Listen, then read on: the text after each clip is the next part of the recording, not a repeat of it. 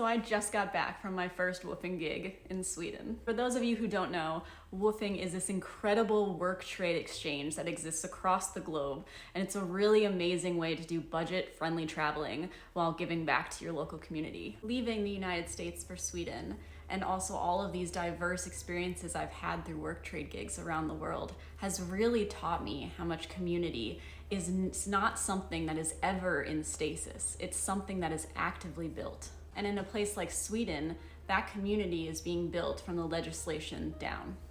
I recently spent time volunteering on a farm through the WWOOF program, which stands for the Worldwide Organization of Organic Farmers, or Willing Workers on Organic Farms.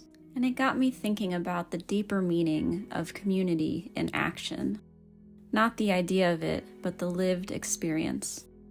Work trade programs like woofing or Workaway allow travelers to visit far-off places in the world on a budget, living with local families and farmers and getting a much more immersive lens on a place. Having all these diverse experiences through these programs has allowed me to notice how much the feeling of a place changes dramatically based on how people are relating to it. And living on a farm makes that really clear to a person. Tasks and food and schedules are shared in a much deeper way than one experiences at a normal job. The entire rhythm of the day is dictated by a communal dance that everyone co-creates, set by expectations from the program, needs of the farmer family, and contributions of the other travelers. You wake up, you work, you eat together, and you rest. And what really has stood out to me over the years is how much community isn't ever something people talk about in these situations. It's something that's being built into the structure of daily life. Now, perhaps what I've experienced most acutely over the years with all these diverse experiences in work trade is how much the systems set in place by the hosts dictate the experience of everybody that partakes. I travel very much like I live, just constantly chasing new experience. And in saying that, even within these work trade programs, I think that I specifically have seen much more drastic circumstances through these different experiences than most people that use these programs. I've worked with hosts that barely knew my name, where I was just a number or referred to as the help, or fed rice porridge for 2 straight weeks while every muscle in my body ached from the work. And in other scenarios, I've lived directly in people's homes, stayed in bedrooms right by theirs, where I ate dinner with them, drank their homemade fruit wine, was taken to family gatherings like I was a long-lost cousin. Most experiences are somewhere in between those two extremes. But what strikes me the most is how much the tone of the entire experience, regardless of where you are, is set by those who create the environment.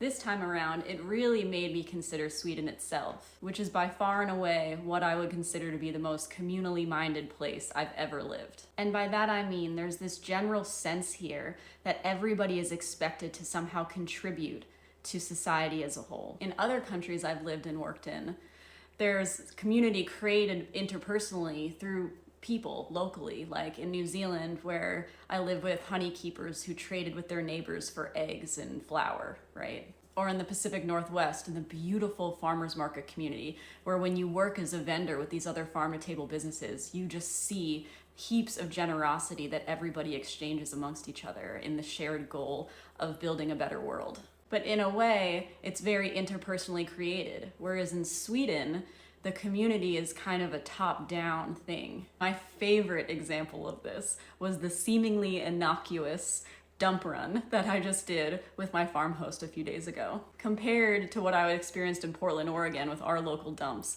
it was the most streamlined and efficient dump run process I have ever seen. My host flashed his key card to get the automatic gate to go up, and then you drive from station to station that's meticulously labeled with a bin next to it that shows you exactly what goes in each bin. And you park your car at each stop, and you take your time self-sorting through the things, and then you put them into each receptacle, and then you drive off and leave. Now, this might seem silly to people that grew up in these systems, but to me, it really is such a beautiful microcosmic example of the more macro concept of community that's here that I see every day. For one, it is absolutely incredible coming from the United States, living somewhere where people are so assured and calm about the fact that their taxes are going to things that matter to them. This is not at all the case of where I'm from. In the US, people are hyper aware that most of their tax money is going to war machines and things that do not benefit them all, at best, don't benefit them.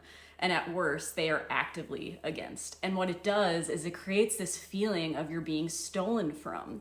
So then it becomes a reciprocal energy to want to do tax evasion, right? Or leech off the government as much as you can, because the sense of community is broken from the top and it trickles down into the way that everybody behaves. And this is what happens in a small way or a big way when a government creates toxic systems that only benefit the few instead of the many. Another thing that this simple dump run did was really elucidate for me how the way that everybody here functions with this baseline of trust and contribution. Here, you are just trusted to sort your garbage appropriately for the sake of others. People feel much more supported by others, and because of that, that's what they reciprocate in everything that they do. If people are raised in systems, because it's really just so much of what we're exposed to, right? Like no one chooses where they're born. But if you're exposed to systems that feel inherently broken, and no matter how much you try to build community, all you're met with is struggle and denial, eventually you're going to give up and you're going to meet that energy where it is. And at some point in passing down this awareness through generations, it's just going to become the daily knowledge that people operate with completely unconsciously. So the garbage dump in the States is a place where you go and you pay for other people to deal with your problems. Whereas here, people really actively try not to create problems for others. It actually seemingly pains them to do so. Even though that's just a silly little example of one specific instance, I really see the patterns that kind of build out into everybody's daily life here and from where I'm from. In my recent video about Stockholm, I really dove into this concept of how when systems support us, it regulates us authentically and inherently, and it gives people a more balanced approach to their day-to-day life. Community-minded systems in a communal society give people a sense of peace and presence, and you really see that concept when you're doing things like work trading on farms. Hosts that go into the program with selfish, short-sighted motives really create this negative vortex that all of these travelers come together and cannot wait to escape so that they can be on their own again where they feel safer. Since moving to Sweden, and with all of the current world ongoings, I have really been in a deep state of reflection over what negatively affects a previously held concept of community. More specifically, when the perception of a co-created rhythm shifts in an already established community. In all of my life, in all of these places I've lived, I have never lived somewhere where people haven't told me that it was better 10 years ago. Sweden is no different. But even growing up on Long Island in New York, the constant conversation my whole childhood was how much Long Island was changing because the city just kept spreading out. And again, when I moved to Colorado and marijuana was legalized, it seemed like the environment changed so drastically, and it's all people, especially people that grew up there, talked about. But even when I had moved there a decade prior to that, I moved to Boulder, Colorado, and I found it to be this charming, peaceful hamlet compared to where I'd come on the East Coast. And all these people then told me, no, I missed it when it was really a hippie town, because about 10 years ago, all of the real hippies moved to the mountains because all of the people moving there didn't understand what their community was all about. By the time that I moved to Portland, Oregon, I was ready for it. And as sure as shit, as soon as I moved there, all I hear is I missed real Portland. Real Portland is dead. It died 10 years ago. It always seems to be 10 years.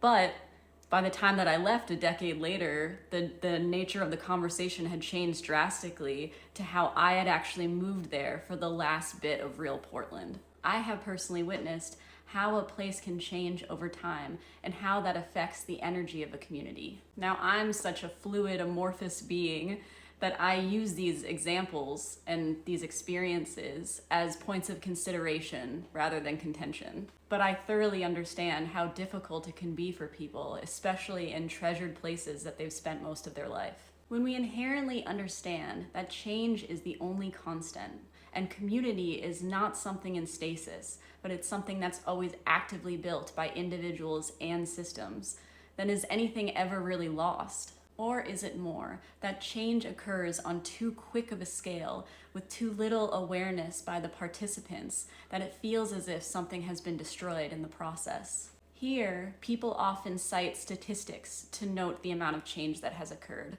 but in other places it's been housing prices or traffic patterns or just the general energy about a place that has changed. But these are all just reference points to address the feeling of instability and longing for something that was once experienced. Once we acknowledge that community is something that needs to be actively built every day, it brings more empowerment in the natural cadence of change that we all experience in life. Moving through that inevitable change with as much empathy for both ourselves and for others, I think is such a beautiful way to approach what is inherently a difficult process. Instead of hyper-fixating on what was lost, using those feelings of loss as a way to decide what is worth creating in our future. At least for me, what this whole experience and awareness is doing is making me want to focus more on the things that I am capable of in my day-to-day life.